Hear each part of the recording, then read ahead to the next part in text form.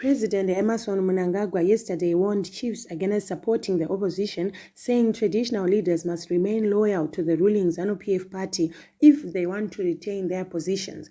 He also threatened to sabotage development projects and frustrate service delivery in urban local authorities led by the opposition councillors.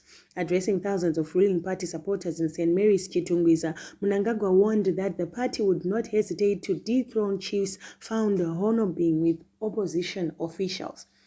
We liberated the country through the war. Some men and women perished. We said we would work with chiefs, and when you see a chief supporting the opposition, that chief should do a cleansing ceremony and ask his ancestors why they would have forsaken him. Mnangagwa has said the constitution explicitly bars traditional leaders from dabbling in partisan politics. Chapter 15 of the constitution says traditional leaders must not be members of any political party or in any way participate in partisan politics, act in a partisan manner, further the interests of any political party, or cause or violate the fundamental rights and freedoms of any person.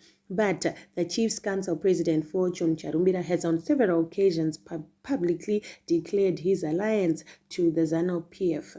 Late last year, Chief Charumbira told delegates at the ZANU-PF National Conference in Bindura in Mashonaland Central Province that traditional leaders were the owners and stakeholders of the ZANU-PF.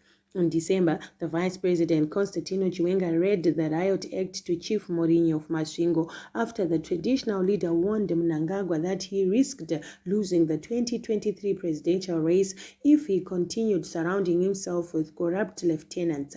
In his address yesterday, Mnangagwa threatened to block development in opposition-led local authorities if the electorate votes for Nelson Chamisa's Citizens Coalition for Change, the CCC councillors. If you want the government to listen to your concerns and address them, you will have to send them via channels which we recognize and not through the opposition, Mnangagwa has said. Here is the opportunity to vote for people who submit your concerns to the leaders. You hear the young boy Chamisa saying, if I win, he will make this country ungovernable. Let us make sure you won't get into that government. The opposition has accused the ZANU-PF through the local government ministry of sabotaging service delivery in urban councils through the late approval of budgets. The ministry has in the past fired opposition councillors and replaced them with ZANU-PF aligned commissioners.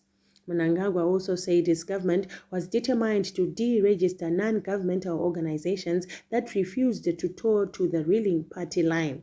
The threat came at a time when the ZANU-PF administration has railroaded the Private Voluntary Organizations (PVO) Amendment Bill through Parliament to regulate the operations of non-governmental organizations, NGOs, civic groups, and trusts perceived to be anti-government.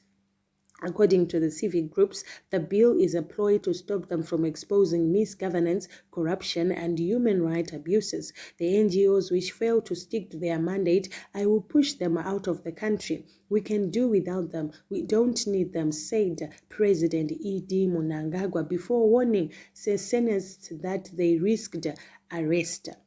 There are some Twakazi or members who say they want Zimbabwe to be divided. They will speak, get old and die. Zimbabwe will remain a unitary state. No leadership in this world encourages its country to be divided. No one will divide it.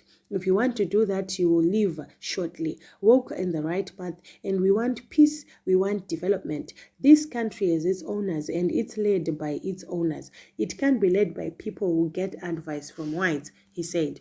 Yesterday's rally was probably Mnangagwa's last before the country votes on Saturday to fill the 28 parliamentary and 105 local government seats following recalls, deaths, and diplomatic postings.